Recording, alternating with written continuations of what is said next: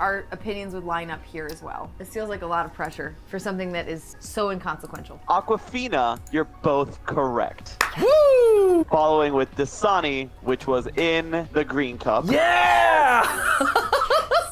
Evian up next, the blue cup. Woo! Come on! Smart Water, orange cup. Yes! Yes! Fiji, it was in the purple cup. Are you kidding me? No! No way. Are you kidding me? Yep, Fiji was in the purple and Voss was in the red star. Left We were it talking, there. and we didn't bother to double check it. Oh, and we even said it too. We said it was sweet, and Fiji has no flavor. We had I need to think back to Steve. Steve from high school, who didn't want to taint the non-flavor with his lips. Oh, what fools we've been. Hubris. Oh, we were Icarus and we flew too close to the sun. What was Santi saying about water poisoning? That you'll probably be fine. Don't quote me, I'm not a doctor. Not medical, hashtag not medical advice. I'm proud of you for opening your mind and your palate to the wide, diverse flavors of water. Thanks. It's been a journey for me. I feel like I've come a long way. I developed an opinion in an area where I was very happy to not have one before, unfortunately. But I am much better educated to pick between water when I need to buy bottled water. I'm very excited about it. Right? This was great. Yeah, so next time anyone says to you, like, oh, bottled water will taste the same, certainly not. No, not even close. Not even close. Not even for a second. What's your favorite across the board now? The Fiji water and I guess the Voss are also favorites. Yeah?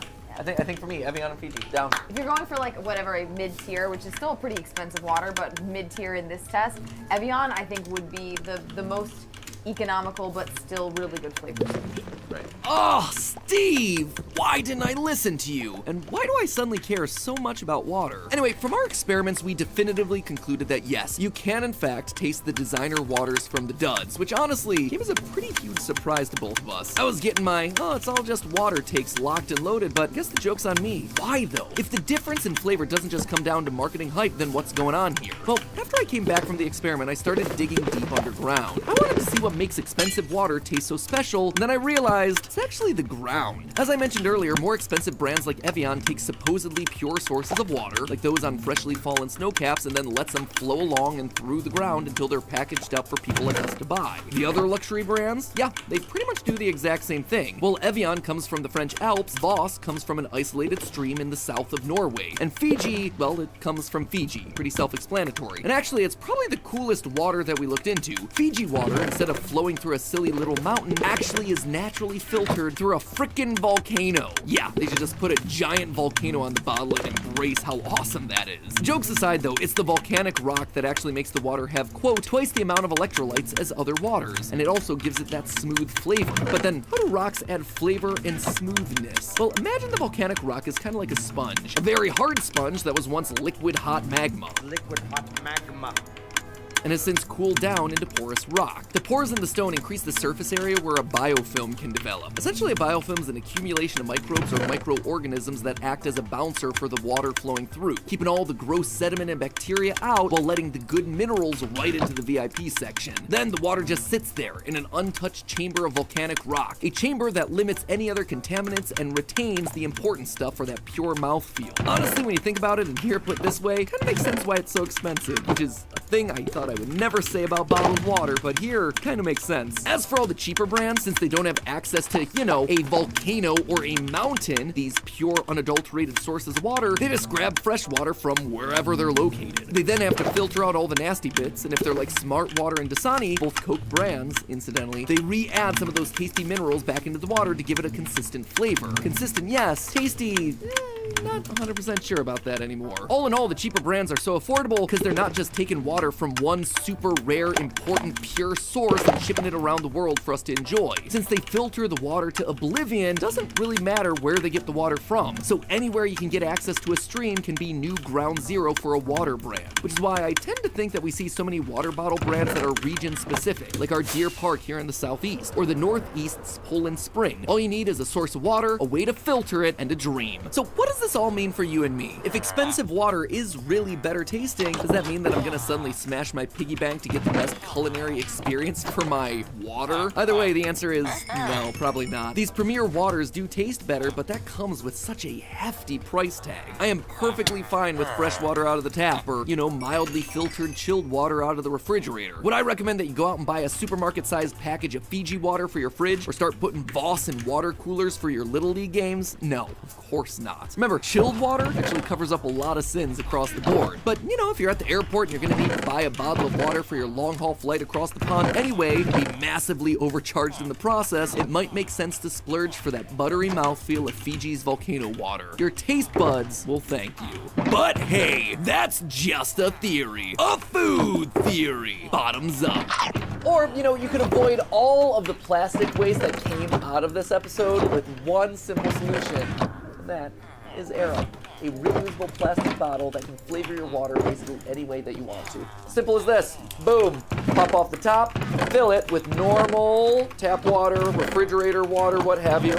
There, fill it up, plain water. Secret ingredient, the flavor pods, right? Just a scent. Right there. You are delicious, Flavor Pod. I know. I'm about to change your world. I know you are, Flavor Pod. I know. Get ready. So watch this. If I want that just normal water flavor, boom, and push it down.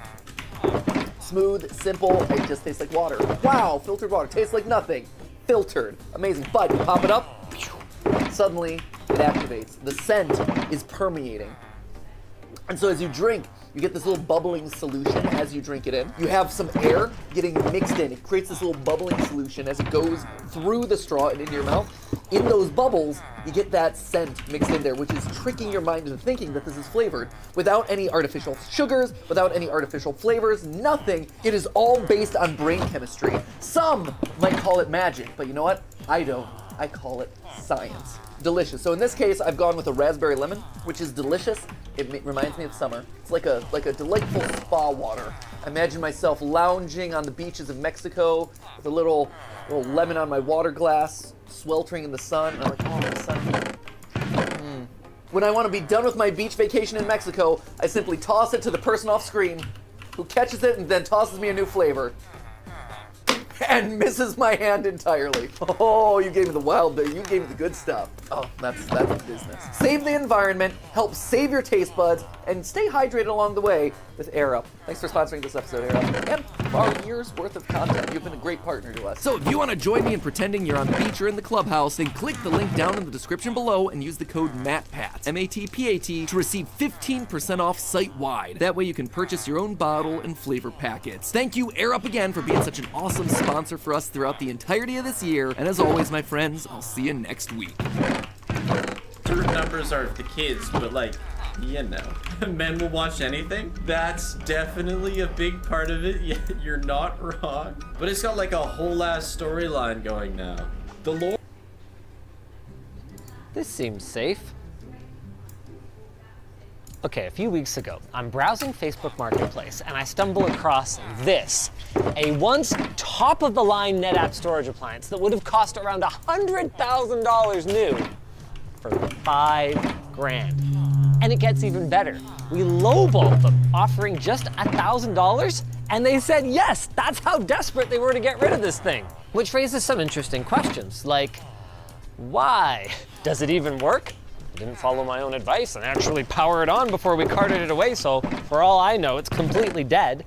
And even if it's not dead, is it so slow by modern standards that it really is only worth 1% of what they originally paid for it?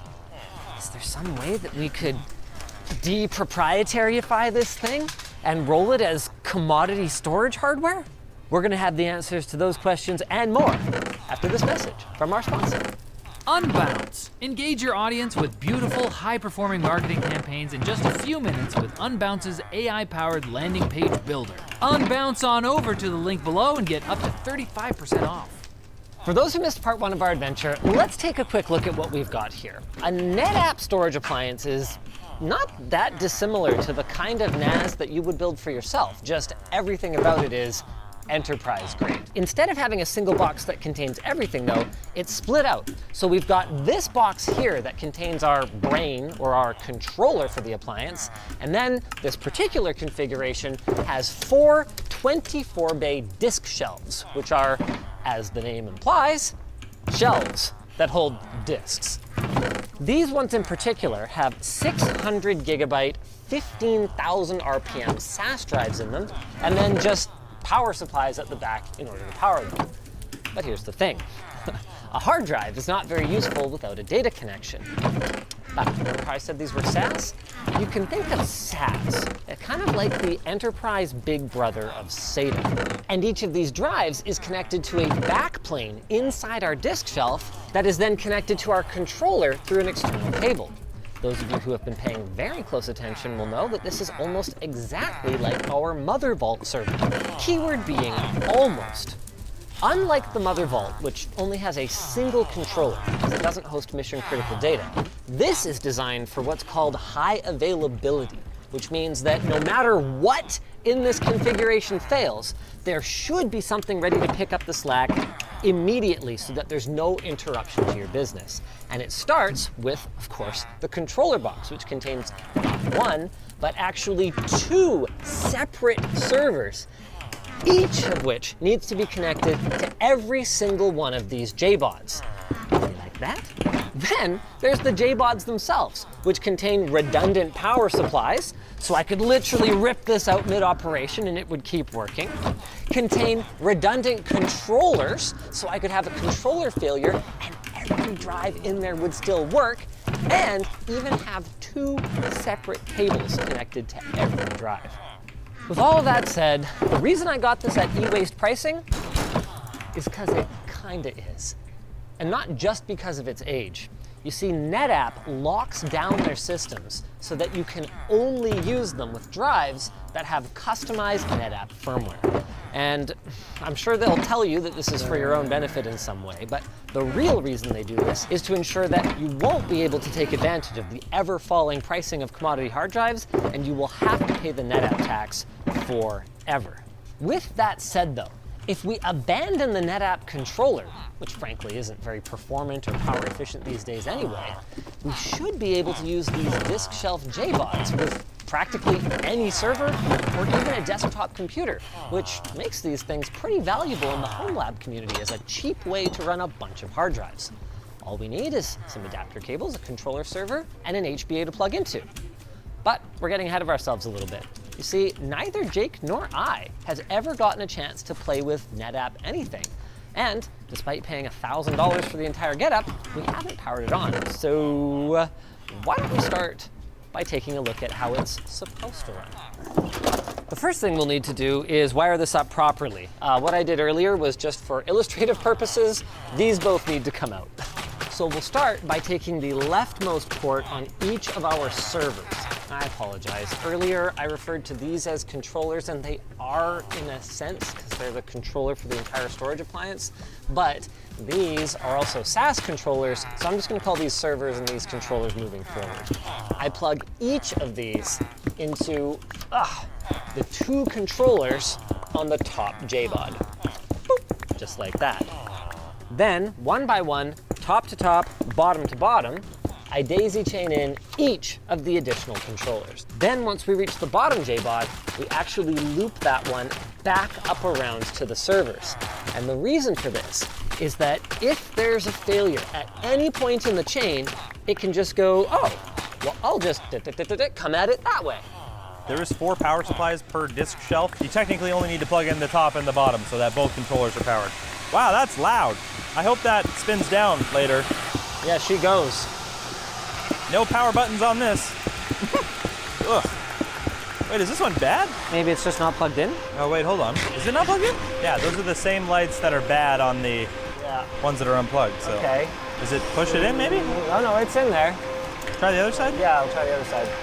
Oh, did you just not turn the switch on? Oh, you just didn't turn the switch Oh, on. I missed the switch on that one. Hey, look. There you go. In my defense, it took you a minute to see that switch too. It's right under the thing. Well, I mean, in my defense, you were flipping all the other switches. It'd be kind of weird to miss them. I can't really serial into both of these at the same time, so I'm hoping one is enough. You'd think the top one is the primary, You'd right? think. All right, let's try that. The only link lights that are not illuminated are the ones that are coming straight from the servers. If it's not booting up, that makes sense. I also don't know, does it need boot drives? Did they take boot drives out?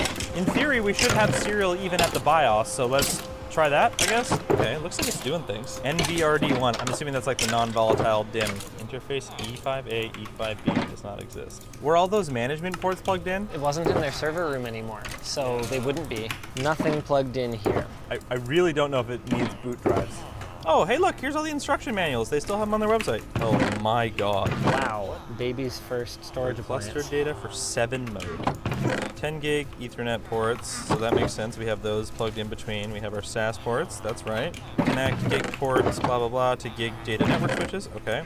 All power cords must be used for all units. Yeah, whatever. What's the point of even having a manual? Okay, so the whole thing has to be daisy chained, every single JBOD. So the farthest drives from the actual SAS controller. It's just because if one connection dies, or like something goes wrong, Yeah. the connection can come back the other way. Okay, well, we can fix that. Let's flip the power switch. Okay. Now we get to do it all over again with Ethernet. Ah, yes, the locked wrench port. Wrench port to the first one. Ah, good. Quite. I screwed up one of mine. What? It goes top to bottom, then bottom to top. So I just got to do a quick switchy boo here. Okay, those are blinky, that's good. Oh, wait, what? How did I end up? Oh, God. We're still not getting a link light back to the server. Well, it's not booted, so.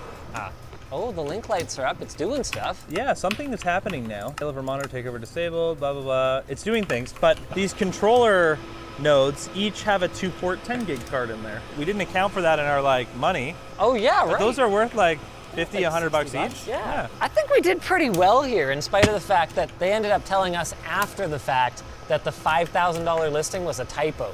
They had intended $500. System was down for 5.3 million seconds. What the hell is that? That's saying that was the last time it was on. Well, no, Oh, it's blinky. It's got internet even. Oh my God, what is the login? Install and run system setup software. Oh, register and get your license keys. Maybe you can download this part of it. We could maybe be able to download the system setup one, but anything further than that, I doubt. Download system setup 3.1 or later. 2015 was the last time this was updated. Crud. Oh no.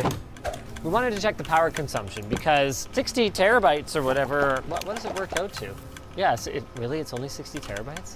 Yeah, and you don't actually get all of it. Some of the capacity, I think minimum 3 disks have to be used for each node to host their OS. So the reason it wouldn't turn on, after talking to LedEater on the forum, he's one of our forum admins. Shout out LedEater. The OS is stored on the array. If you move the disk shelves around and change the cables and move the disks around, yeah. Okay, fine. 45 terabytes. Whatever the capacity ends up being. That's not a bad thing. You know, I wouldn't mind, tens of terabytes of storage, but at what cost? These days, you could get literally 2 hard drives, and that would be a total of what, like 15, 20 watts? Yeah. The cost of running this compared to buying 2 or 3 new hard drives. This takes a while to turn off. Yeah, it is off, sort of. It shuts off the OS and it goes back to the loader, which is like the bootloader menu. And I guess that's as off as it goes. And then you just Click the button, I guess. Sick. So yesterday, trying to get it set back up, cleared the config and initialized all the disks, which is just one command. But that means it has to zero every single disk. And since this is on an old operating system, it zeroed like sequentially and did that overnight. Sure. Oh, here's the other thing. If you update it from the older version to the newer version, Fast Zero doesn't work. You have to fresh install. In theory, this one can be updated to a version that has Fast Zero, but we can't download the software because we don't have a license. I emailed them and said, hey, we bought this from X company, but they said, oh, you didn't purchase it from NetApp, so we can't give you access. So it literally is e-waste, basically. All I'm saying is it should be illegal to sell hardware that requires software that you need an account to access. All right, let's go. 3 amps. A 208 volt. Whoa. Holy crap, it's drawing 1,600 watts right now. 8 friggin' amps. For 1 year, it will cost us $2,000 in electricity. Here, where electricity is like 13 cents a kilowatt Canadian, which is like 10 cents a kilowatt US. So 6 grand a year in California, 10 grand a year in Europe. Whoa, look at how like archaic that PCB is on the back. Well, yeah. It kind of looks like carbon fiber. Oh man, look at that. That is just like industrial AF. We're not gonna destroy all these drives. If somebody in the comments, you want them for your NetApp and you live locally and you want to just come pick them up and take them out of all of these trays, maybe you can have them. Well, NetApp is on now. Do you want to take a quick look at it? I do. This is quite the journey to get working. So after I installed and zeroed all the drives, I booted up the second node, which was still crashing, and had to do the same thing. Luckily, it only zeroed 3 drives and it took like an hour. Ooh. We got old school cool bottom and top. Once you set up the cluster on the first node after it's reinstalled itself, you can then reinstall the second node, join that to the cluster, but wait, it's not high availability yet. You have to go in and like type a command that allows it to be high availability, like turn high availability on. Otherwise, it's just 2 separate nodes. So in theory now, both nodes can perform takeover on each other. It used to be that you needed a base license to even use the software at all. They've changed that, so you can install it. But to do basically anything, CIFS like SMB, NFS, iSCSI, you need a feature license. And NetApp won't give it to me because we're not the owner. Yeah, basically right now, this is just an expensive storage device that you can't really put anything on, as far as I can tell. Because here, like I made a aggregate, which is like a pool, and then I made an SVM. Seriously, I was about right. We only have 45 terabytes of actual addressable space. Which is a storage virtual machine. And you go to edit, and I want to turn on CIFS, which is SMB. Okay, and it's just grayed out. You can see the cluster base license is deprecated, but Right. all of these other things, you want to use any of these features, you need a license because we didn't buy it from them or a reseller. Oh, hey, look, a hard drive. Ooh, look how small the platter is. So the reason for that is that a smaller platter actually gives you faster seek times because the ARM doesn't have to move as far to find the correct track. That's one of the reasons that these high-performance SAS drives in appliances like this used smaller disk platters. The bigger the platter gets, the more actual area that is. After all of that work to get this thing to work, it still doesn't really work. Let's do what we intended to do then and try and repurpose this hardware. Okay, cool. I get to run that fun, really long command again to turn it off. Classic Jake. See you later. And the like condescending attitude of the people who have told me how stupid I am over the years for not buying one of these. Yeah. Nothing we have is that mission critical, especially when the cost is so high that you could literally hire a person to come in and deal with it for you. Do you need a hand? Whoa, I forgot about the handles. Whoa! Got it? Hey, how you doing? Yeah, this is the most junk part of the whole thing, I think. Easily worth $1,000 right here. Even if we just give them away at the Christmas party. And then what did you have in mind for a replacement? What now? We're gonna put old one in there. What is it, like dual high performance 32 cores, or is that one it's dual 64? 7702 64 cores. Okay. I don't know if this is ever what Liquid intended this thing to be, but No, I think they really didn't intend for hard drives. the first thing you're going to need to make a disk shelf like this work with a different computer is an HBA or host bus adapter. This is effectively just a storage controller on a PCIe port, like what would be on your motherboard, just separate. This one is a 930516i, the I standing for internal. You can see that these are internal connectors. I see the problem here. This is not what you should buy. You should buy one that ends in E for external, which has the proper external mini SAS HD connectors. We just had a bunch of these laying around, and StarTech makes these internal to external adapters, so This is really janky. it's not that bad. Okay, it's not that great. Enterprise grade hardware that literally looks like someone hand soldered the wires onto the PCB. I mean, why have a housing and a connector when you can just do this and put hot glue over it? You'll notice this card has 4 connections, and we have 2 of these adapter things. That's because we have 4 disk shelves. You could cascade them and have one cable that goes to all of them. I don't really have the right cable. Actually, no, we could reuse the NetApp cables. Could you reuse their cables? It's slower to do that, though. Yes. We would rather have more bandwidth. This means we have a full connection to each of them. I maintain it won't matter. For the SAS use case. For For the the use use case. case. Where you're going to be more limited by your random I/O. Silver, replacing a disk. Okay, in fairness to you, this ended up being less stupid than I expected. Yeah, it's really not that bad. Get kicked. Hey, kick. Just stop kicking. Stop. The one that we got uses IOM 3 controller modules. Those are SAS 3 gigabit. Luckily, you can buy IOM 6 modules, which are SAS 6 gigabit, which doubles our throughput. How much money did we waste on those? $20. Oh, They're $20 each. wow, that's cheap. And we technically only need one, as far as I'm aware. The good news is that the upgrade process is as simple as, oop. So I'll pull out old ones, you put in new ones? Yeah, Woo! Upgraded. beautiful. Now we have double the bandwidth, double the throughput.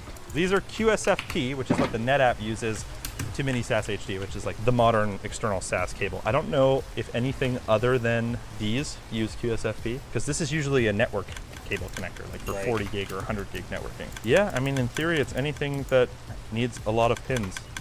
This handle feels like it's not strong enough. It really does. It's flexing so hard. Not as hard as I'm flexing, man. Hold on, we got Lift that the the plastic thing. Who cares about the plastic power cable? No, it might have interfered with No, us. it would have been fine. It might not have been. This thing's like 100 pounds. Linus actually dropped one of these a foot off the ground onto pavement. And all the drives still work?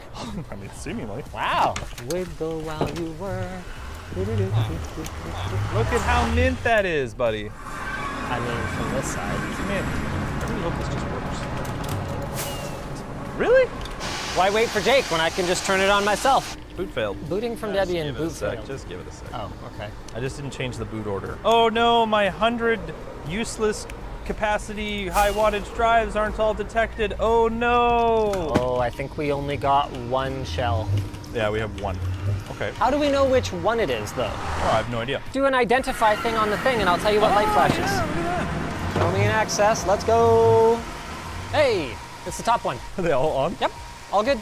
I want to point out that as much as we're mocking the power efficiency of the original setup, only a small part of the problem was the server itself. And now that we're running a new server, that's not a problem at all. Also, the power efficiency of these disk shelves is only a problem if the capacity is super low. If we were to put 22 terabyte drives in this thing, obviously these power supplies aren't quite as efficient as something modern, 80 plus titanium would be, but your energy usage per capacity would actually be much more reasonable and could even be worth the cost savings if you were trying to set up a very low cost bulk storage solution for a small business. Honestly, if something like this had existed back when we started, just cheap JBOD disk shelves like this, I would have totally gone this route. They existed, they just weren't low cost. Hey, some of these drives are different capacity. 556.29 and 555.63. That actually makes sense because some of them are the 2.5-inch replacement drives, and they would be ever so slightly different even though they're both 600 gigabytes. Failed to wipe disk. Invalid argument. I mean, that's the whole point of their locked off firmware BS. But why would they care if you put these disks into something else? Because, see you later, buddy. Noctua Edition screwdriver coming soon. You can sign up for an in-stock notification on lttstore.com. 2 colorways. This is interesting. The 2.5-inch drives have a little adapter in the jig. Oh, it's just a height adapter. So you got to screw in from the bottom. I have a thing for that. Hey! Oh, interesting. This is an interposer. We don't need these. A benefit of using an interposer like this is that you can use SAS-ish signaling up until the interposer, and then it converts to SATA right at the drive. And this has the added benefit of allowing both controllers to see the drive, which is super cool. But the thing is, most SAS controllers can read SATA drives. It doesn't work the other way around. You cannot run a SAS drive on a SATA controller. Well, without an interposer, at least, you cannot. But the point is, we don't need an interposer to read these drives necessarily. It just is a little better. One thing that's a little bit confusing, are there 2 separate mounting holes? There are. There's 2 separate mounting holes on these sleds because they are interposer ready. Wow, that's pretty cool. We don't have that many spare drives right now, but the drives that we're going to be using, 22 terabytes. It's still only detecting 25 disks. I'm gonna call Wendell. Hello, is this level 1 tech support? Well, technically it's level 2. So we got those disk shelves set up. They're all into the same HBA, and it only seems to detect one of them. Have you got those set to different IDs? Yeah, the one it detected is 4. Did you not get a daisy chain of diamond holes?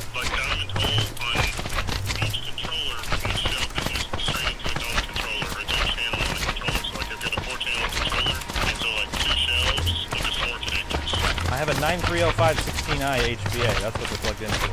Double check those are okay, because unless something weird is going on, it should be pretty plug and play. How do you change the IDs? Maybe it's just mad because the IDs aren't sequential. Essentially, you can change the IDs by hitting the button on the front. Wendell suggested that part of our problem might be these disc shelves complaining about having 15,000 RPM drives in them with only 2 of the power supplies plugged in because The 15K drive is so much more power, it'll force you to use the diagram startup, and you gotta have 3 out of the 4 power supplies for 15K. so we are trying to plug in a 3rd power supply for each of our shelves to see if this resolves this weird issue where the top one is detecting drives but the other 3 are not. Here, SES util show. It still just shows the 1. It's detecting 7 drives. Have you got all your green lights on the front? All the lights are up on the front. There was some kernel messaging happening when we were unplugging and plugging in enclosures, which makes me think that things are happening, but it really just wasn't detecting anything. Like you run SES util and it still would only show the 1 enclosure. After talking to Wendell for a while, it's become pretty clear that regardless of how we had this thing hooked up, directly to each disk shelf or into one and cascaded down to the others, this should just work. There isn't really any config that needs to happen to make this work. And it turns out it should have been. Wendell's setup at home is running Rocky Linux, which is different than FreeBSD, which is what TrueNAS Core is based on. On the off chance that it might work, we decided to upgrade to TrueNAS Scale, which is actually based on Linux. And as soon as it turned on, I immediately saw all the drives start populating. So I guess it's an issue with TrueNAS Core, which is a little bit ironic because I specifically chose that thinking that it would be more reliable and better suited for this, and it turns out it is not. The weird thing is they show as disk size 0. I think it's because of the weird sector size. These drives with the special NetApp firmware use a 520 byte sector size, which is not standard for most computers, but it does turn out you can change them. I'm running it on this one right now. It's probably been going for like 10 minutes already and it's at 45% or something like that. You can do multiple at a time, so it's not gonna take like a week to do all of these drives. But I'm also not gonna do all these drives. They're really not that useful for us. I just wanted to demo it on one. So we'll see when that's finished and see if it works. But in the meantime, why don't we throw in these 22 terabyte drives? I grabbed 8 of them and set them up on the trays with the interposer so we can do 2 per disk shelf. The other thing that's important about this, while you can use SATA drives with these disk shelves, when you have SATA drives and SAS drives on the same backplane, it's really not recommended because the voltage level is different between SAS and SATA. So using interposers in a mixed setup like this is very recommended. I'm not even gonna try and put just a SATA drive in here because I don't want to damage anything. Oh, luckily I have this like server shelter. When I set up my server at home, I really wanted to get one of these disk shelves, but they're like, particularly in Canada, it's like, oh, $300 on eBay plus $700 shipping. Like, what? They're blinking. That's a good sign. Let's go see if it works.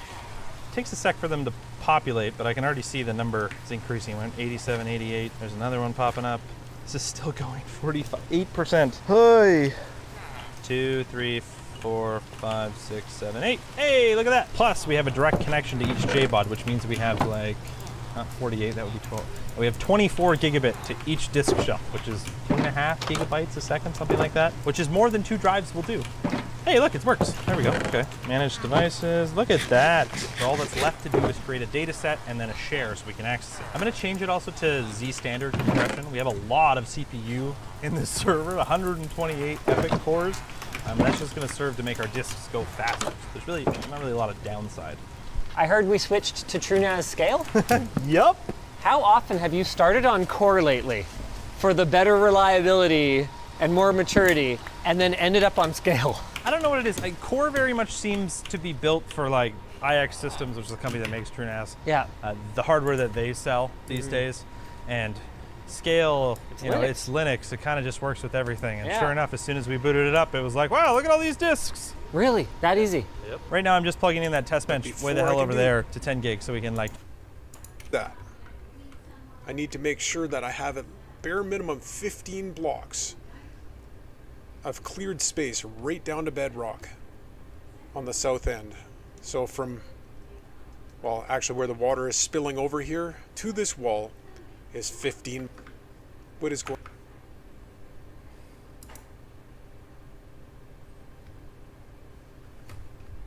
Do a file transfer. I called it, the pool is called sort of. Over on what is going to be the east end here, I'm looking at facing east. I need bare minimum 3 blocks in between here. Now, I've knocked out 4 because of the particular build that I'm doing. We'll discuss that later. On the north end, going to the far north end, I need another 15 blocks cleared out here, right to bedrock. And there's a turtle. He's having a pretty good time. Now, on the west end, I'm facing west. I've also cleared out right down to bedrock. So we've got a perimeter cleared out the whole way around. And this particular one is once again minimum 3 blocks cleared away. I've once again cleared out 4 blocks just because of this particular build. This all needs to be done. And notice how I've had to block off the ocean and everything. You're going to need to do that. Water running down the edge here doesn't matter. That's okay. You can even...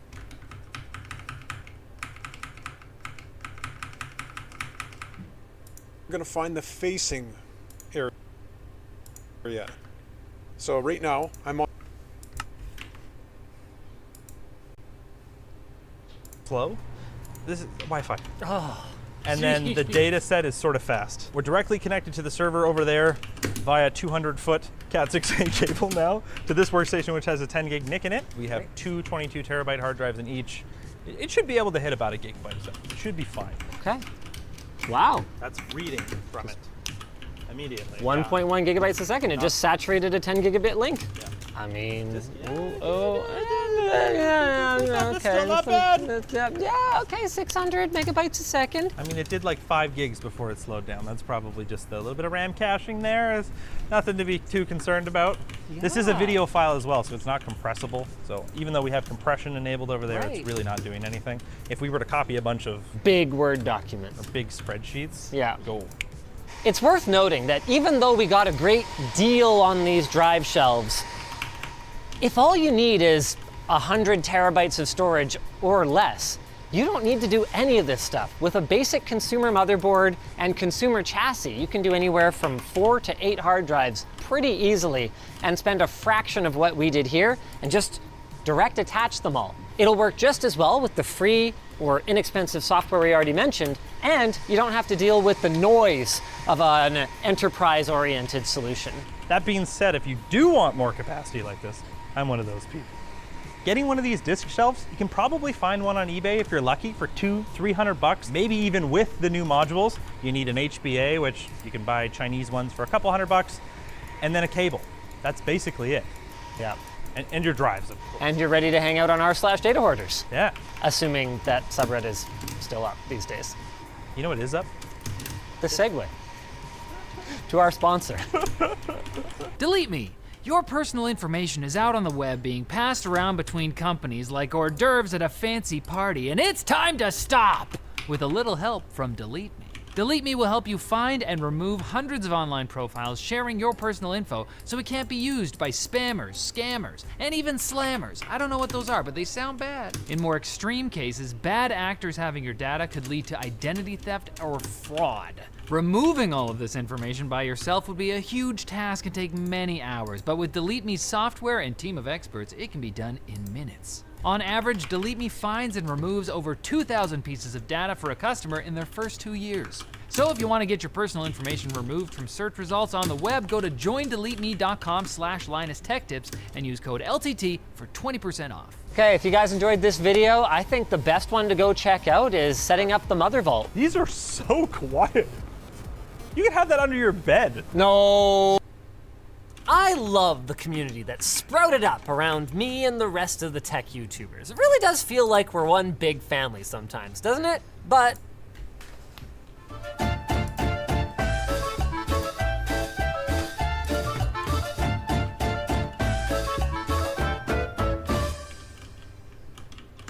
hey guys, welcome back to another episode of Auto Terra Craft. Today we're gonna do it finally. We're gonna make a mob farm. It's the first thing we're gonna do, as I promised in the last episode. But just wanna quickly point out that the house is actually finished. So I put a roof on top, the blast furnace side building, and also added chimneys so we have skylight access there. Alright, then there's of course still work to do. Like for example, still haven't bothered making something around the cobble generator there. Then actually the whole section here in the back, I want to build something around the bamboo farm and the production line for the bituminous coal. So there's always stuff to do, but mob farm time. So of course, deciding of the mob farm will be done in creative first, at least big parts of it, not all of it, because I don't want to build something very large in survival and then realize, hey, mobs don't spawn here or something like that. So yeah, in creative we'll do a lot of the testing. So first of all, mob spawning. It actually works pretty much like in vanilla. So we have the 17 mob per mob cap. If we AFK, for example, 110 blocks above this farm, then no mobs and caves to spawn, so all of the mob spawning is focused on our mob farm. We could also benefit from a perimeter, so the lower we build without any mobs being able to spawn somewhere else, the better, so it would even be better to build this above an ocean. But I think I'm just gonna build it over normal terrain, then we just need to AFK roughly 110 blocks above it, and we need to kill the mobs somehow. So in vanilla you have the usual approaches like water streams, flush the mobs over, kill them with fall damage. Then there's also a lot of things we can do with create mode. Fans, we could blow hot air and burn the mobs, could do all kinds of things. There's so much, but I think it would be actually quite a good approach to actually use moving saws. So that's something that happened to me with the bamboo farm a couple of times. I ran into or in front of the saw and got damaged. And this also damages the mobs. So my idea would be that we have a very long blade with a lot of saws attached that just damage all of the mobs in front, push them to the side, and actually kill most of the mobs. So this way we can also get rid of the spiders that are usually hard to kill with fall damage because they cling to walls and so on. And it also has a benefit, the items that were dropped would also be swept to the side. So we only have 2 tall mobs, there's no enderman or something like that here. So I guess we would just build like a blade of 2 high saws and sweep this from one side to the other. Okay, how do we do the sweeping? So of course you could make a circular mob farm and just rotate it around, but I feel like it might be a bit better to do it differently. So we could also just attach everything to a minecart or a gantry shaft. It's just a question, what is actually quicker, minecart or a gantry shaft? Let's try it out real quick. Here it is, the big race, minecart versus gantry carriage. Who will win? Okay, let's see. Oh, the minecart is taking the lead because the gantry carriage at a false start. Yeah, we need to use the gear switch first. Okay, let's try it again. There we go. Oh, yeah, the gantry carriage takes the early lead and expands it. Looks to me like this was probably like 10 blocks per second, and the minecart 58 blocks per second. So the gantry carriage is definitely faster. There is a downside of the gantry carriage though. It's probably a bit more tricky to actually rotate the mechanical saw because only the saw blade side would hurt the mobs. So if we just drive this forward and back again, we would need to maybe attach just a second set of saws here in the back to kill the mobs on the way back. Or we try maybe with a mechanical bearing that is attached to the gantry carriage, somehow to flip it 180 degrees. Might be possible, but I feel like it's actually so much easier with the minecart. So we just pick it up and drop it off again. All we need would be this really. This is so much simpler actually. Okay, let's do a first test to see what this does to the mobs. Okay, just goes through. Perfect. That's what I wanted. So all get swept over and mostly get harmed. Oh, here I forgot the card assembler again. I always make this mistake. Okay. But then, yeah, that was the plan. So the items will be just swept across as well. And the card assembler not work again? Well. Normal rail and card assembler. What's wrong? Maybe we need to move it. Oh. Maybe we need to move it out a block.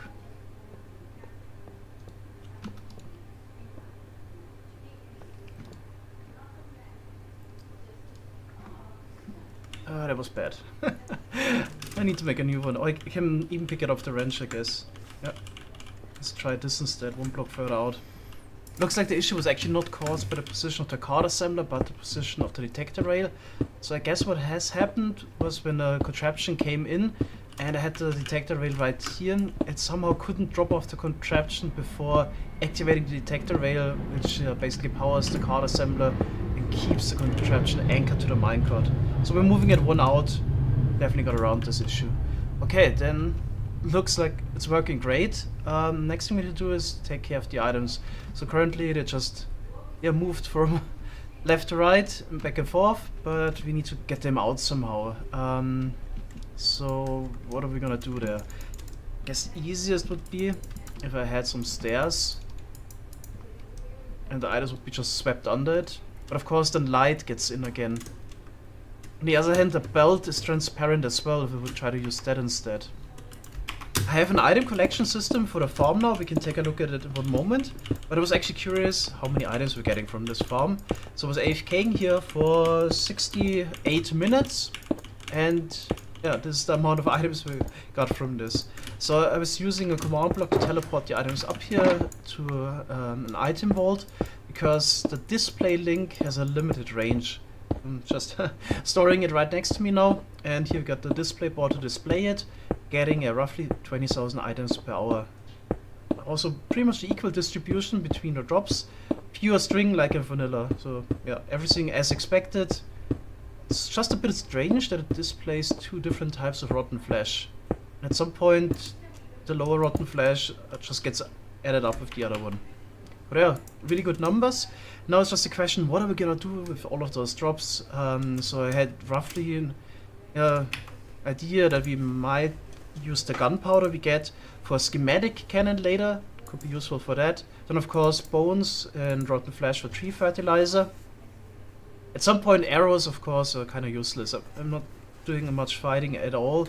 So we're gonna store some of them, but at some point there's only so many arrows you'll need. Yeah, at some point I guess we're just gonna destroy them. Then string is also of limited use. I looked into it again. Unfortunately, we can't turn it into wool at all.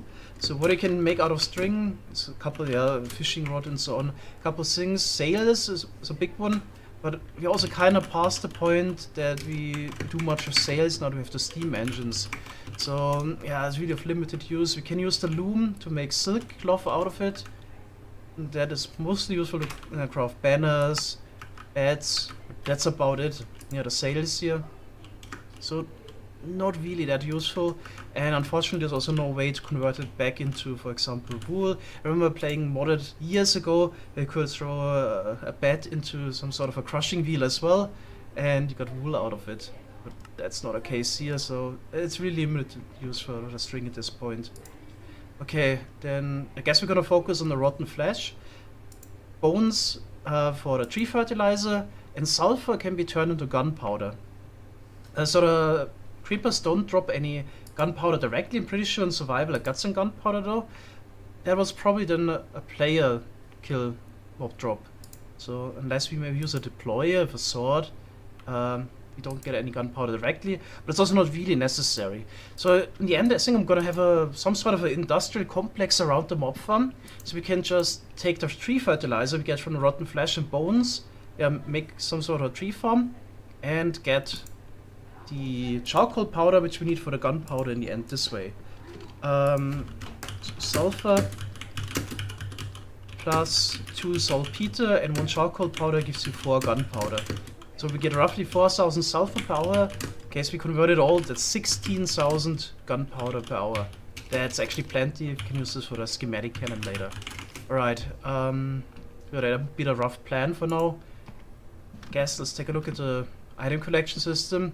It's not a cheap one, but it's just really convenient. So we're definitely past the point where we need to worry about using a ton of vaults or funnels. So we just sweep all the items over, collect them this way. They will be put into the vault here, which I use because it's a non-transparent block, so no light gets through there. And then we just use funnels and put it onto a belt, and then here we drop it into those chutes and use the command block to teleport it up.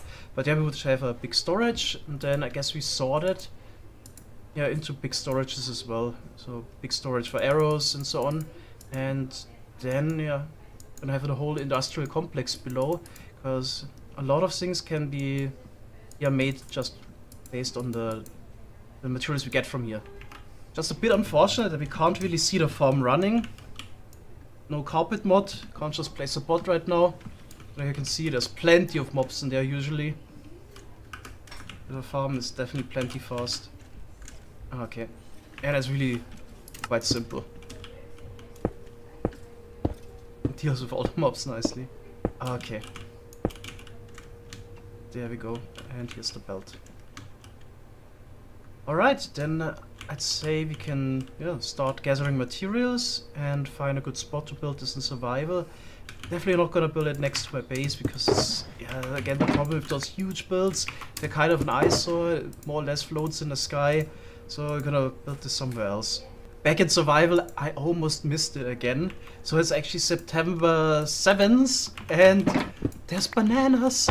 Last year we missed it, I was gone from September 5th to October 5th, and somewhere in between the bananas were ripe. Ah, okay, I can just collect them. And then the whole plant turns brown. Do I still get saplings though? Oh, wait, do I need the bananas? Do I need the knife? That would be a shame if I don't get any saplings back. Really? Oh wow. That's actually so rough. Okay, what if I cut one with bananas? Do we get a ton of saplings at least? 2. Okay. I see how it works. So, yeah, I guess in case you actually want to get bananas, then you kinda have to lose the plant. And then you can also just plant it again and harvest it while there are no bananas, just to get more saplings. So you need to farm the saplings separately. Okay, actually just wanted to eat some bananas. I don't need a lot. How long do they even last? Like 1 month and 3 days. It's like normal for fruit. Okay, then I guess I'll cut the other ones for saplings again. Okay, so I got 11 saplings back, invested 10 here, so I got 1 extra and 13 bananas. But they're not like special or super fruit. They last approximately as long as apples or the other fruit types. Give you the same amount of fruit and saturation. They're not really special in any way. I'm also curious, I'm not gonna chop down the whole plant because that's how they actually look most of the year all around. And sometimes they grow a green top. Is it maybe possible that it comes back next year? That's what I want to find out. But those bigger projects like the mob farm is really paying off, that we invested a lot into infrastructure because I need 100 saws. So I already made those circular saw items that I need 1 steel ingot each. And now I also need like 100 igneous casings. Good that we finally made this machine. Just put it in here. Yeah, igneous alloys already in there and turn it on. That's so nice. Alright, I think I got all the building materials, hopefully at least.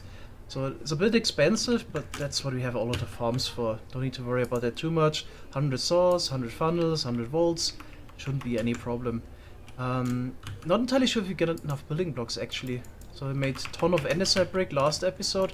6 toolboxes again, but we might need more. In creative farm was like a 50 by 50. So for floor and ceiling we need 2,500 and some walls. And I actually have a bit of an idea how to make it not look totally awful.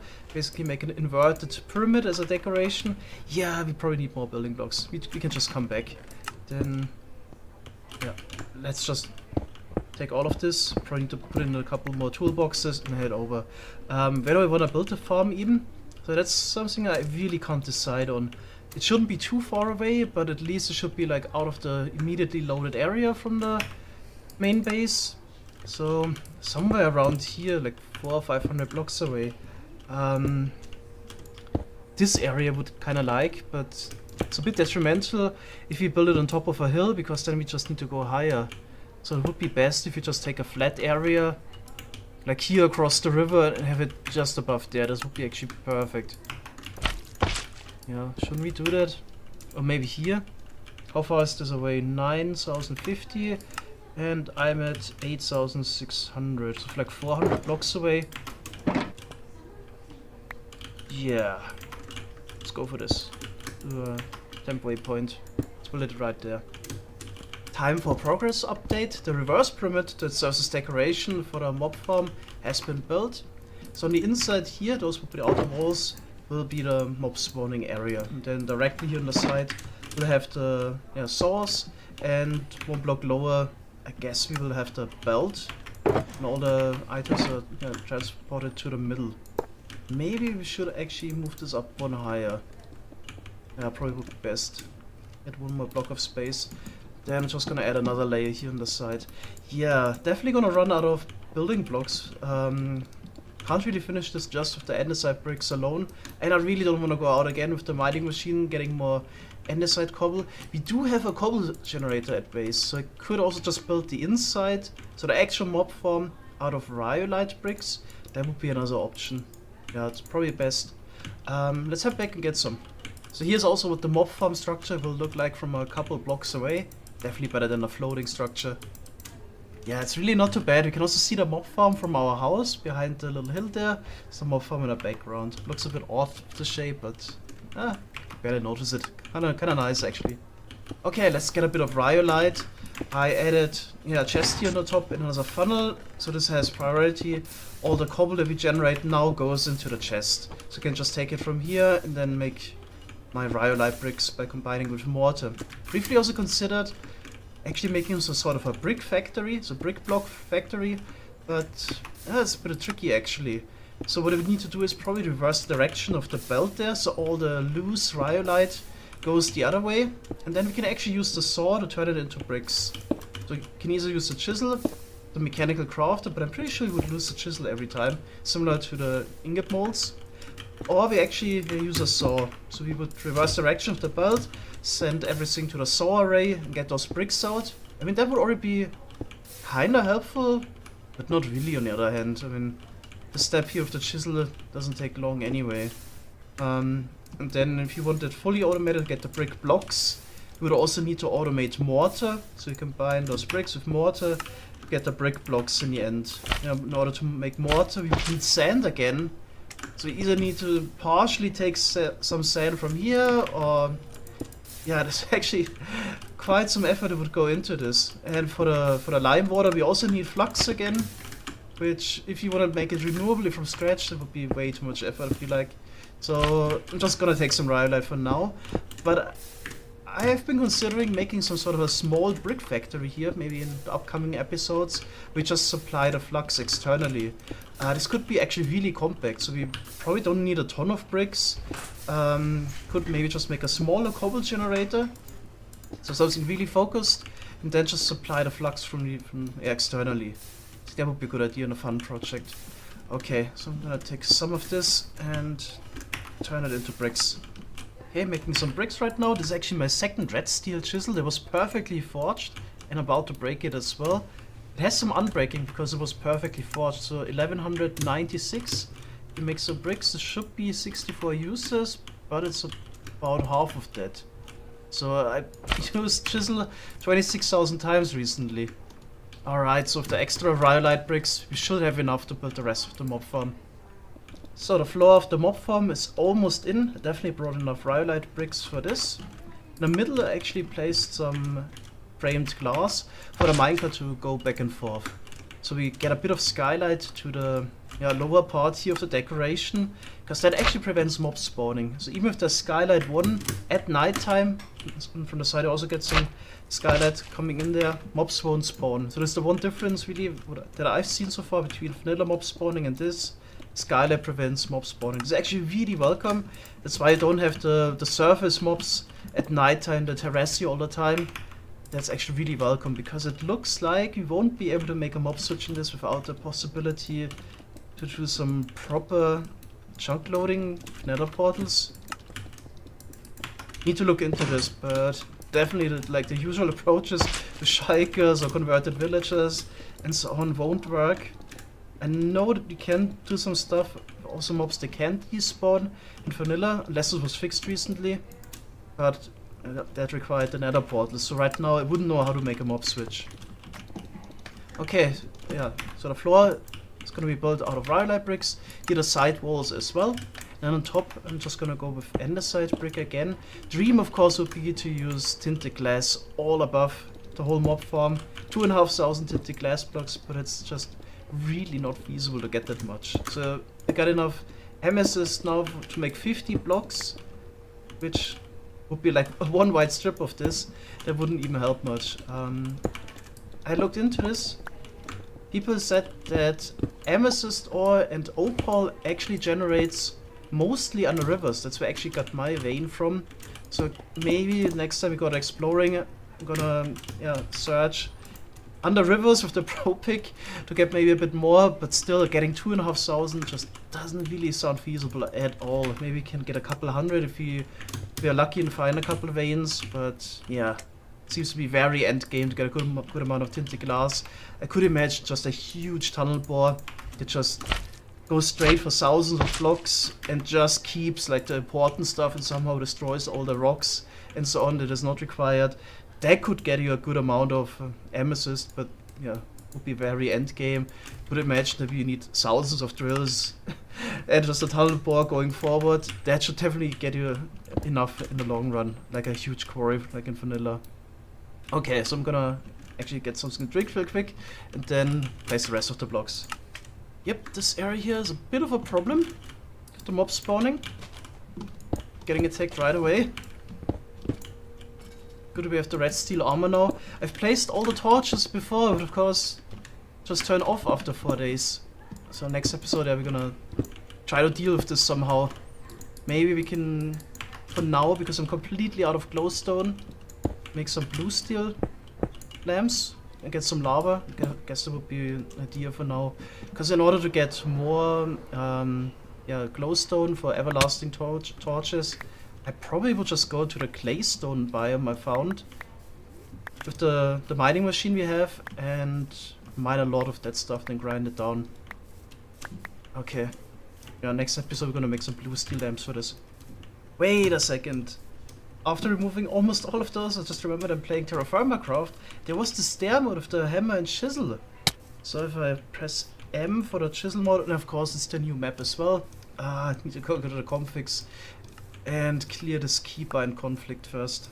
Okay, there we go. Keybind conflict solved. So in the bottom next to my hotbar, you can see you can select stair mode. So I could just make stairs. Those would be best. Oh my god, I could have done this! Never mind them all! No! Yep. Next time.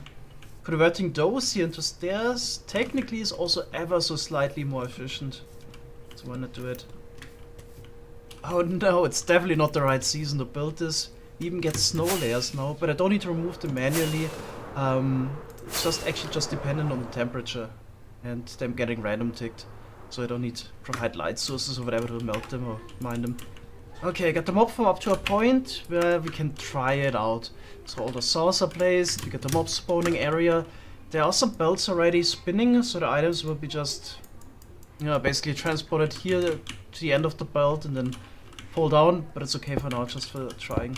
It's not like we need items desperately anyway right now. Okay, then start the minecart here. So that looks good. Here we actually do a direct right turn after we come back with the minecart. Let's actually wait and see if this causes any issues or if this works. Nope. Looks good to me. Okay, then I got some scaffolding in already. Any blocks to climb? No, just gonna use a vault then. So it's actually neat, those blocks are kind of nice scaffolding blocks. You can just pick them up with the wrench. Almost like a scaffolding. Alright, but I got more scaffolding as well, so we need to go roughly to Y200. 10. But I should probably calculate this. Yeah, 115 blocks above, this should be pretty good. Pretty good number. The view from up here is definitely nice. So I temporarily set the render distance to 1024 chunks. So you can see the train track line. Going up until this point. It was next to the big mountain there. That's pretty neat. You can even see a terrain that I explored there on the big southern journey. Here the volcanoes in the back. Very far in the back. Okay, I think I'm actually gonna try to get my second account on. Haven't done it at all yet, so we can take a look inside of the mob farm. Alright, that's pretty neat. Got the second account in spectator mode. Right in distance of 128 chunks. That's what I usually play with. It's kind of nice, but doesn't really strain the video card that much. Okay, so my main account is up there, AFK. Let's take a look inside. Also have night vision here, spectator mode. There we go. And you can definitely see we do get... Oh, those saws were placed incorrectly. That needs to be fixed. Okay, once we spot it. But you can definitely see there is a lot of mobs spawning in here. It's pretty efficient actually. So we do get a good amount of drops. Oh yeah, some of the saws were placed incorrectly. Yeah, that needs to be fixed. Oh, here we actually have an issue. I'm not sure if it's caused by the stairs here, or maybe there's actually a lack of another block here below that causes the items to glitch through. So could either have maybe another item collection system here, but I'm just gonna try it by replacing those blocks here, full blocks again. Ah, that's really disappointing here. So placing more blocks did not fix the issue. The items glitching out to the side here. Also quickly checking creative to see what's different. So it looked like to me in creative, mobs and items were also sticking to the machine there, but weren't dropped off because there weren't any blocks below, which we definitely have here. So I think I'm just gonna bite the bullet and also add a system here on the side, funnels and vaults to collect the items. So back at the base to pick up some stuff, and you won't believe what just happened. So usually I ride back with my horse, tie it down here to the fence, but this time I did not have a lead on me because by accident I deposited at the mob farm just to clear my inventory. So I didn't have a lead on me. Since I'm really lazy, I just rode the horse around in my house, went to the basement, and quickly wanted to grab something out of my toolbox, so I need to get off the horse. And what does the horse do? It takes straight off, like straight. Full speed, runs to the pit and jumps down and dies of fall damage. That was my good horse. Now we actually got a wolf here. They've been roaming around for quite some time. It's actually the first time I see one in the basement, probably trying to pathfind. That doesn't really figure it out, so that kind of worked fine, but yeah, that pit is definitely a safety risk. Definitely gonna fill it up now. Some blocks. Lost a good horse. But it's actually not that big of a deal, because during my journeys, basically when building a train track, I actually found a slightly better horse. So I had to get some food, and I wandered like 150 meters off the train track, and there was a really good horse like 3,000 meters away that had basically the same speed as my good horse, so just slightly about 13 blocks per second, but I was actually able to jump 4 blocks. So I didn't tame it right away, I just remembered where I found it, and I guess I'm gonna tame this one in one of the upcoming episodes. Not a big loss, so for now I just gave the horse armor to my second best horse. That one is also fairly fast, 12.68, and can jump 3 blocks. He was on 3.67 jump height, 13 point... It was 13 flat actually. He has only slightly above 13. Okay, yeah, just need to get the better horse at some point. Anyway, so I'm gonna grab the stuff I need. Already making funnels again. Need to make more brass first and get a couple more vaults. And then we can build the rest of the mob farm. So to end the episode, finally some good news. It seems like the mob farm is now fully working. So all the saws point in the right direction. None of the items get lost on the side. That's what I was talking about, yeah. For some reason, entities seem to cling onto the contraption. Probably the same happened to the items as well. And they got dropped down. Okay, but I've never seen really a mob glitching out to the side here. So that seems to work properly. Okay, yeah, then we got the big belt here, transporting all the items to the vault. Okay, it's actually kind of fun to watch. Let's wait for this. We got a good amount of items incoming. And there we go. Everything going to the big vault, which is at a pretty good fill level already. This farm is definitely decent enough.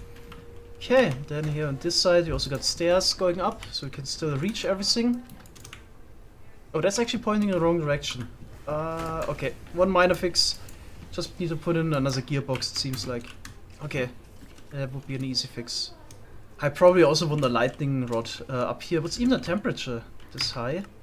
Minus 17. Okay, that's really cold. One thing that we also need to figure out, yeah, it's affecting me right now again, is that even if you don't move at all, unlike in vanilla, at some point you'll starve and run out of water. How do we deal with this?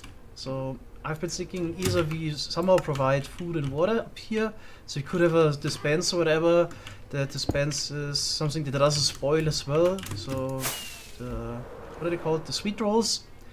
And have a water source you can drink. You just need to hold down right click, I guess. Another thing we could try, since we don't have any region beacons, is get the hot spring water instead. What if we stand in a hot spring water source? Will we out heal the starvation basically? That would be interesting to see if we can AFK for longer up here. Okay, gotta head back down. But yeah, that's it for this episode. There's lots of things we can do in the next one. I was thinking about the brick factory, that's actually really interesting. And then eventually we can also work on processing the items of the mob farm, make something more useful out of it. So lots of plans as always. Thanks guys for watching and see you next time. Bye bye.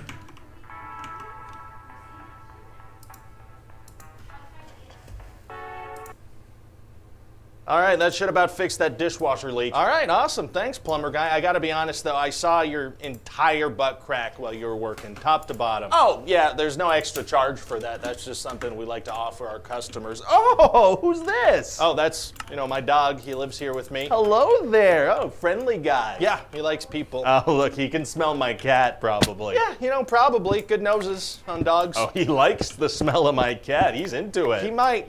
Sure, just don't touch his ears. He has a weird thing with his ears. No, he'll be all right with me. He can tell I'm an animal person. Well, that's more. He's a rescue, and we suspect something happened with his ears when he was a puppy. So just. Nah, he'll be okay. He can tell I'm not a threat.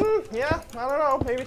Maybe just don't do it. Aren't you a good boy? Yeah. Oh, he's good at rhetoricals. What? Good rhetorical mind on this little guy. He got that. He understood that. I guess. Oh, he can tell I had spaghetti last night. That's why he's all over me right now. Spaghetti. Oh, he's got a good sense of humor, a well-developed sense of humor. He got that joke. He understood. He liked it. I'm not sure that's a thing. He's got ambition, too. This is a dog with ambitious life goals, and we share that in common, and he can tell. He mostly just hangs out. Who's a good boy? Oh, this dog was once a pharaoh. Excuse me? In a past life, this what dog... was that? Did you work out what was going on with it? Basically, not really. Yeah, okay. But the application won't work. It was saying Zoom wouldn't recognise my microphone. But it's the same laptop and the same microphone I used last week. I don't know what's going on. You know what? My Zoom looks different. I don't know why. Are you sure it's the same thing you were using last week? Well, it's a different Zoom. I don't know why.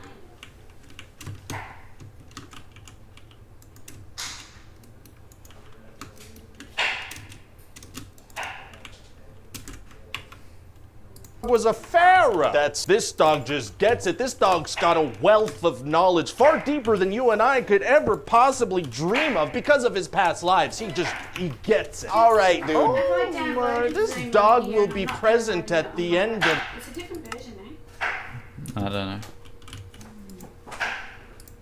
Days. What? Not only that, but he will play a pivotal role in the apocalypse. All right, that's probably enough. I think it's time for you to go now. This dog will save us all. Please get out of my house. Or dare I say, destroy us. I gotta get out of here. Why, crazy guy? Jeez. That guy figured you out like right away. You gotta be more discreet, my dude. The age of man nears its end. Oh yeah, I know. You keep saying that.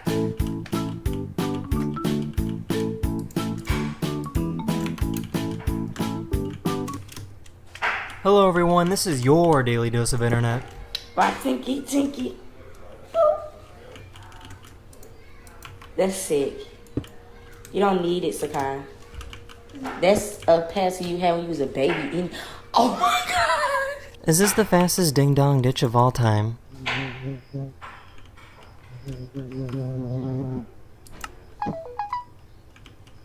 This company makes glasses that can generate subtitles in real time for when you're trying to listen to someone speak. So hi, I'm Tom, and this is Transcribe Glass, subtitles for the real world. So using our device, you can actually see captions for everything I say in your field of view in real time, while also getting a good sense of my lips, my environment, and everything else around me.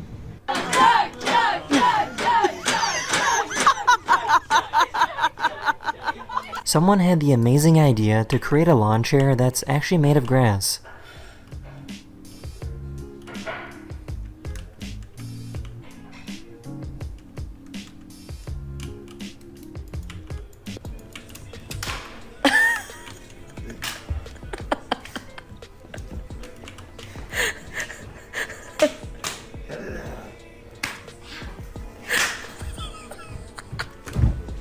I found an artist that likes to paint on hills and mountains. The paint is made of charcoal and will simply wash away when it rains.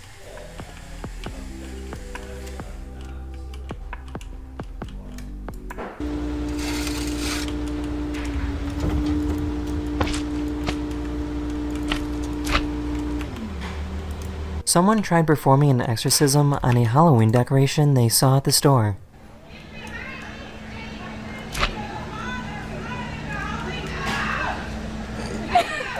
This is pretty awkward. This police officer couldn't believe that he had to give a speeding ticket to his boss. Really? The driver was a sheriff's deputy that was going 96 miles per hour in a 35 zone. Sign right here. It's got a court date, time it's a must appear.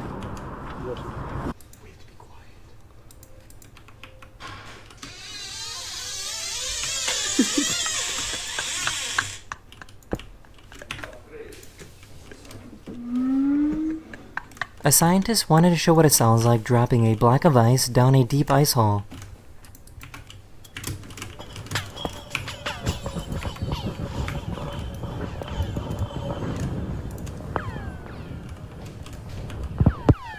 When a veteran passes away, the US military will send someone to play the bugle in their honor. But some bugles are actually fake and simply have an electronic speaker on the inside. In this case, the speaker suddenly broke.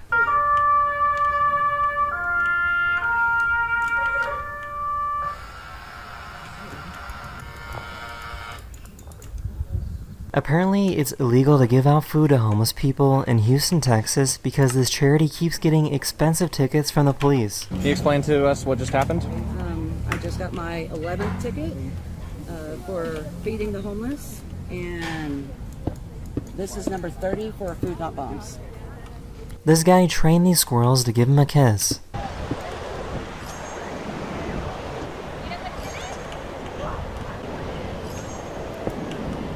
I am currently in Norway and I recorded this video while out on a boat. That's the end of this video. I really hope you enjoyed, and I'll see you guys again very, very soon. Later.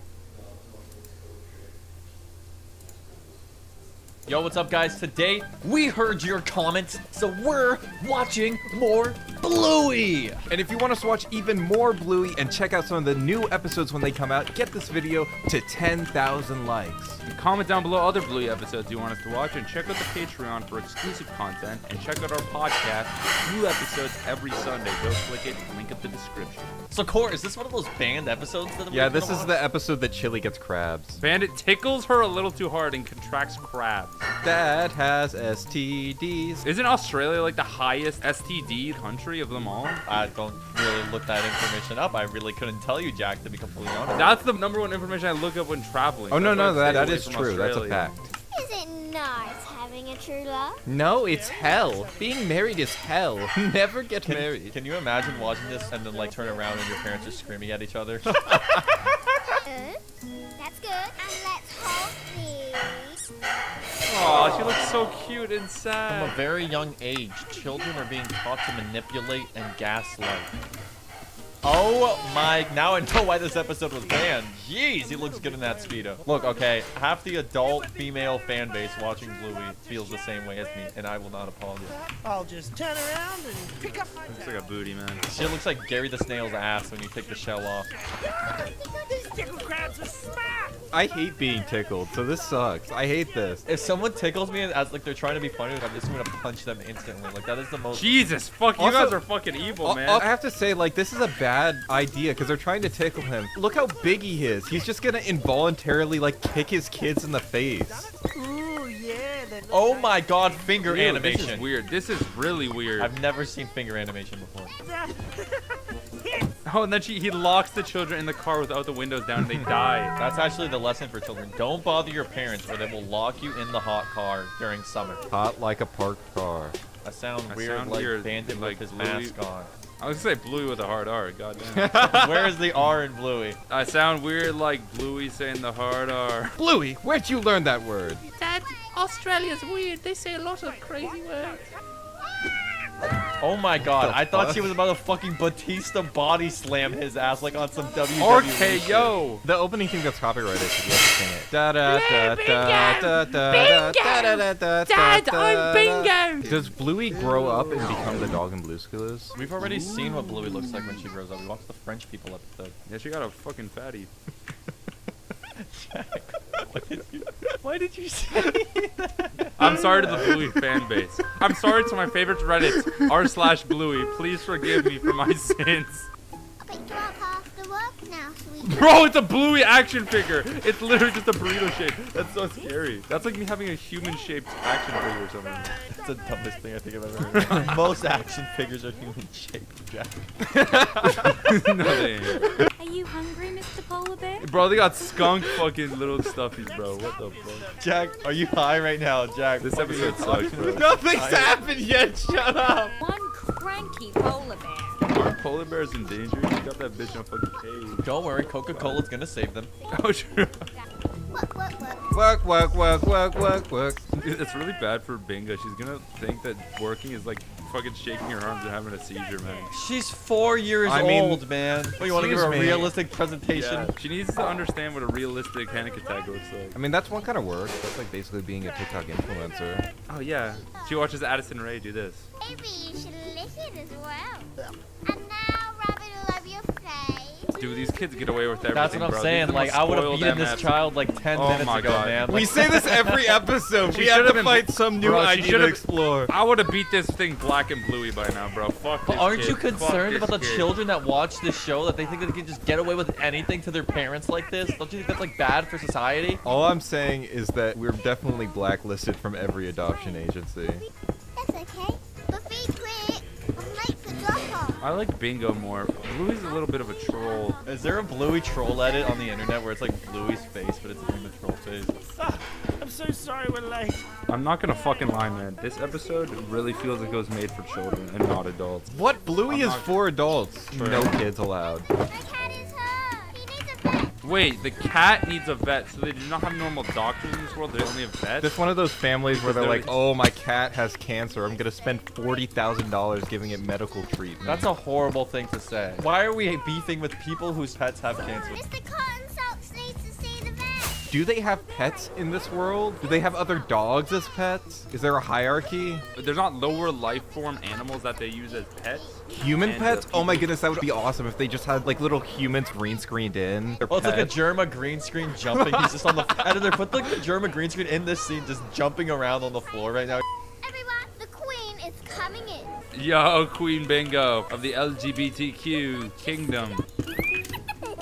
I don't like how realistic the laughs are. Fucking piss me off. You hate everything about this show. hearing the joy of children. We should title this video, "We watched Bluey with Bluey's biggest hater." How can I serve you, my queen? Oh my goodness, this is like the fucking Queen of England right now. Is Bingo gonna A die? bisexual pig.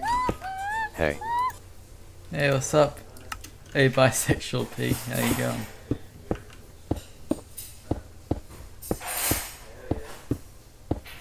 Hell of a name you got there.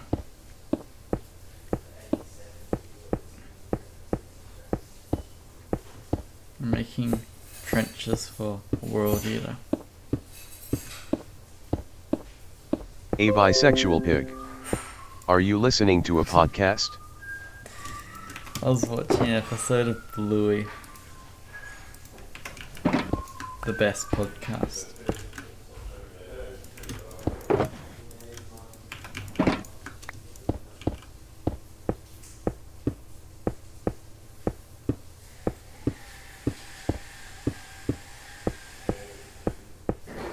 A bisexual pig. It's funny when the TTS read my name. Yeah. Your profile picture is suitable.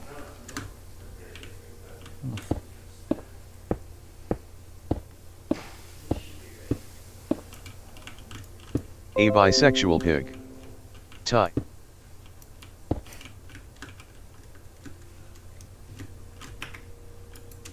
What I've done, I've got my A bisexual pig.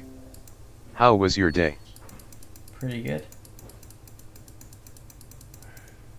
Didn't really do a whole lot, but yeah, pretty good day. How about you?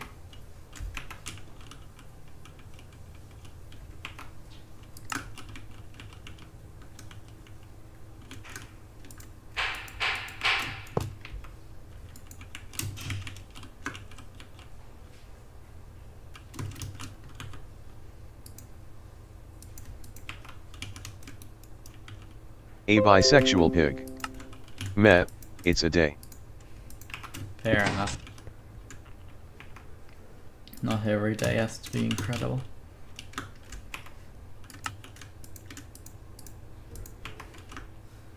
South is...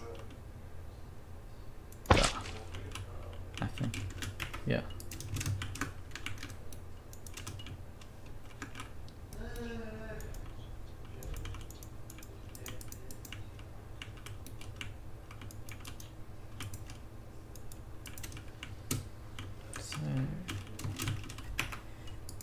Then that would be there, and that would be there and there, and then where is it? That and that would be there, and that would be there.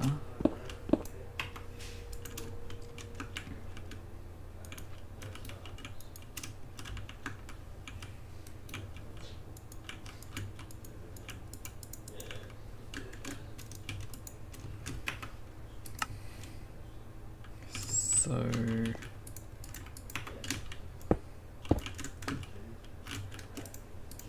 that would be there.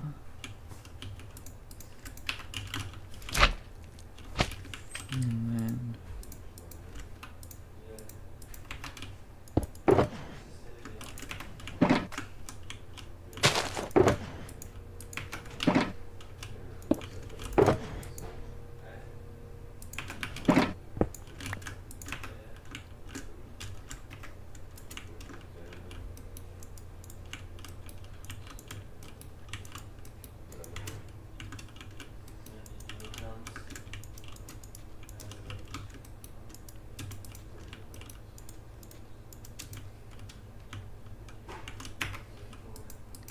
then I need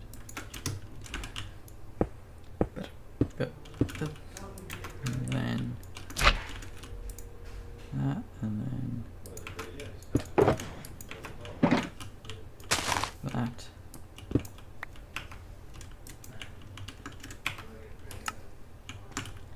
And that, and that.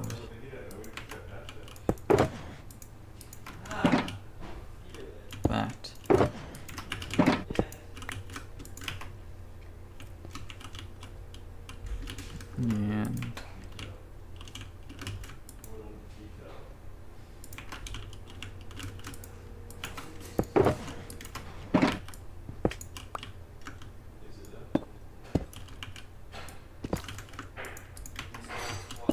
that, and that,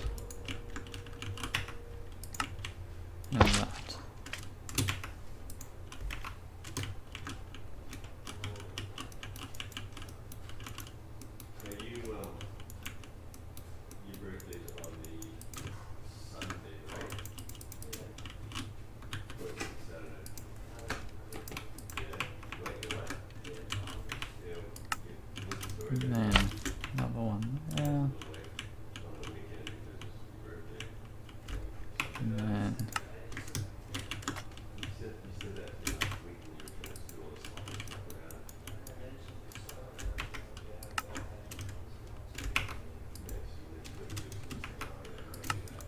these 3 there, and observer there.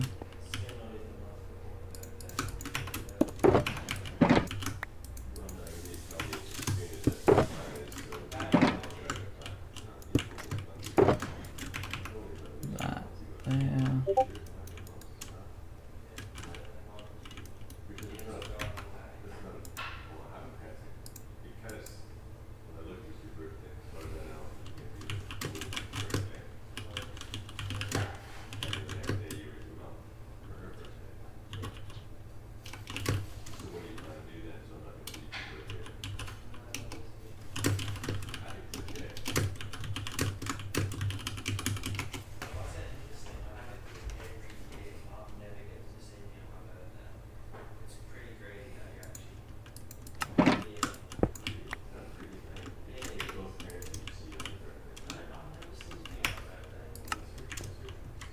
And basically the same thing over here. Got that.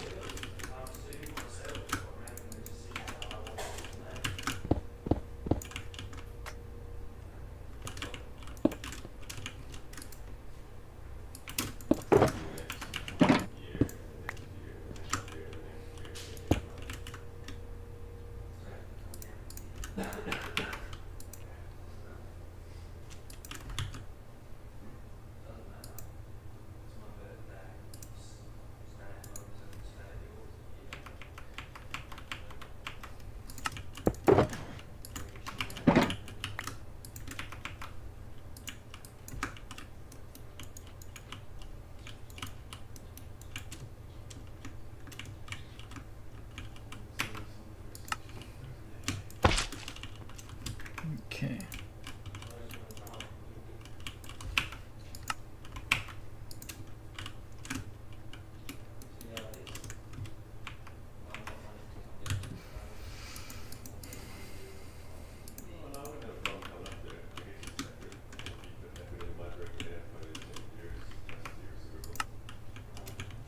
So slime block here.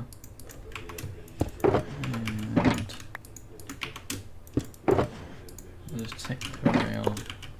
I'll add the minecarts in later.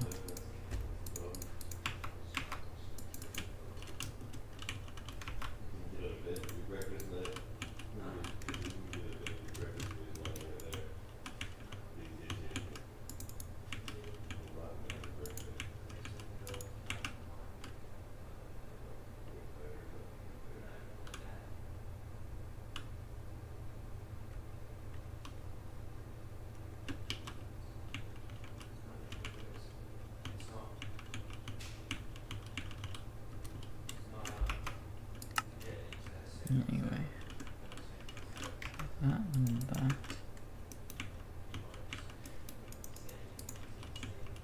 Yep.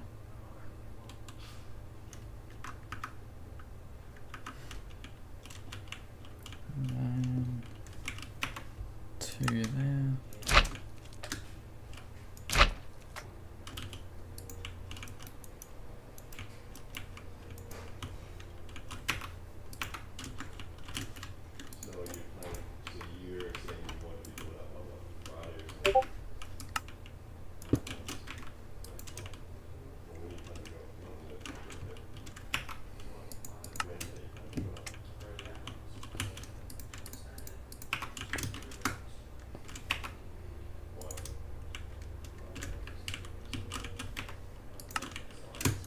That.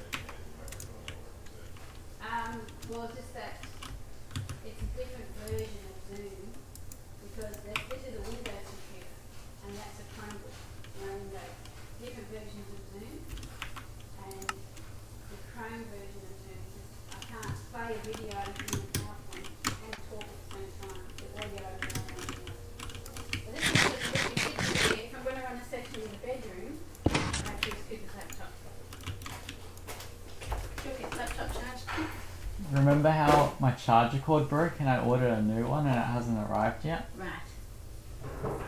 So your laptop's not usable? No. Okay. Okay, so I can't use the laptop here.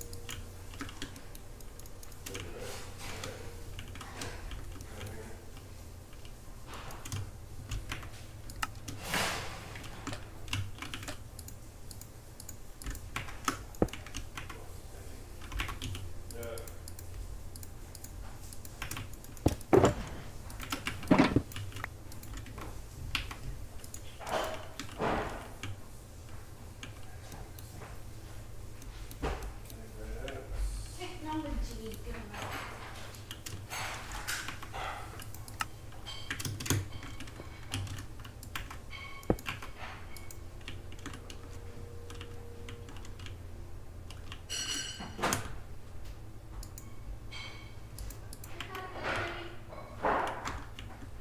Okay.